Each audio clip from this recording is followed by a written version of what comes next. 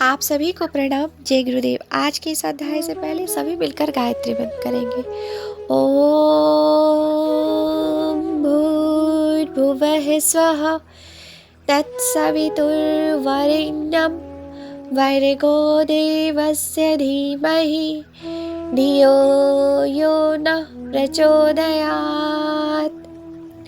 पिछले अध्ययन में हम सभी ने सुना गौतम ऋषि के श्राप से इंद्र और चंद्रमा जैसे देवताओं की दुर्गति हुई। राजा सगर के 10,000 पुत्रों को कपिल के क्रोध के फलस्वरूप जलकर भस्म होना पड़ा।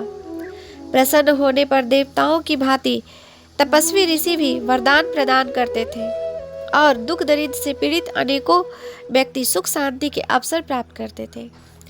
आगे के अध्ययन में सुनेंगे, पुरुष ही नहीं तप साधना के क्षेत्र में भारत की महिलाएं भी पीछे न थी। पार्वती ने प्रचंड तप करके मदन दहन करने वाले समाधि स्थित शंकर को विवाह करने के लिए विवश किया। अनसुईया ने अपनी आत्मशक्ति से ब्रह्मा, विष्णु और महेश को नन्हे नन्हे बालकों के रूप में परिणित कर दिया। सुकन्या ने अपने वृद्ध पति को युवा बनाया।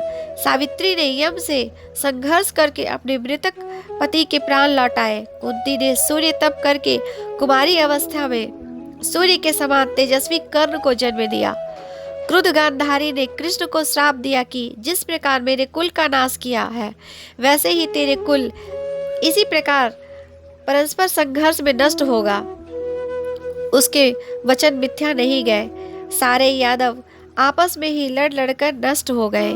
दमयंती के श्राप को व्याघ्र को जीवित ही जल जाना पड़ा था। ईड़ा ने अपने पिता मनु का यज्ञ संपन्न कराया और उनके अभिष्ट प्रयोजन को पूरा करने में सहायता की। इन आश्चर्यजनक कार्यों के पीछे उनकी तप शक्ति की महिमा प्रत्यक्ष है।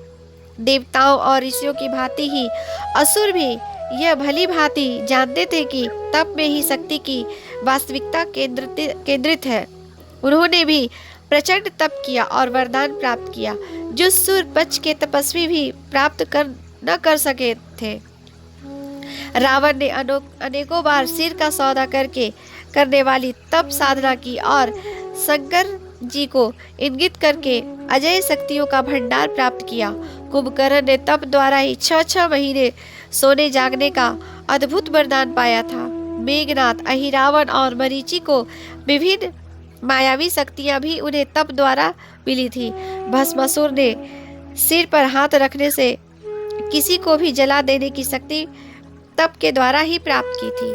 हिरण्यकश्यप, हिरण्याक्ष, सहस्त्रबाहु, बलि आदि असुर के पराक्रम का भी मूल आधार तप ही था। विश्वामित्र और राम के लिए सिर दर्द बनी हुई ताड़का, श्री कृष्ण चंद्र के प्राण लेने का संकल्प करने वाली पूतना, हनुमान को निगल जाने में समर्थ सुरसा, सीता को नाना प्रकार के कौतूहल दिखाने वाली त्रिजटा आदि अनेकों असुर नारियां भी ऐसी थी जिन्होंने आध्यात्मिक क्षेत्र में अच्छा खासा परिचय दिया।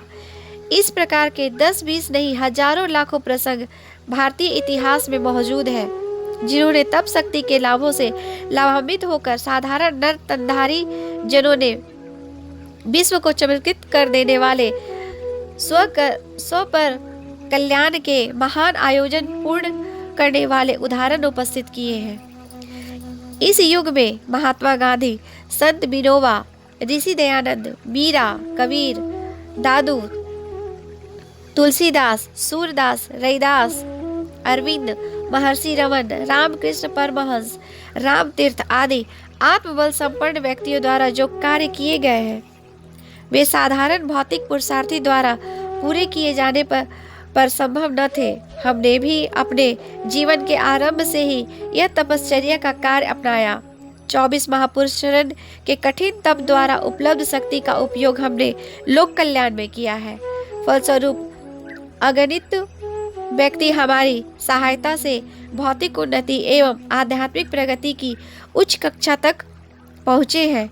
अनेकों को भारी व्यथा व्याधियों से, चिंता परेशानियों से छुटकारा मिला है। साथ ही धर्म जागृति एवं नैतिक पुनरुत्थान की दिशा में आश्चर्यजनक कार्य हुए हैं। 24 लक्ष गायत्री उपासकों का निर्माण एवं 24,000 कुंडों के यज्ञों का संकल्प इतना महान था कि सैकड़ों व्यक्ति मिलकर कई जन्मों में भी पूर्ण नहीं कर सकते थे, किंतु यह सब कार्य कुछ ही दिनों में बड़े आनंद पूर्वक पूर्ण हो गया। गायत्री तपोभूमि का, गायत्री परिवार का निर्माण एवं वेद भाष्य का प्रकाशन ऐसे कार्य हैं जिनके पीछे साधना तपश्चर्या का प्रकाश झांक रहा है। आज के लिए यहीं तक। आप सभी को प्रणाम। जय गुरुदेव।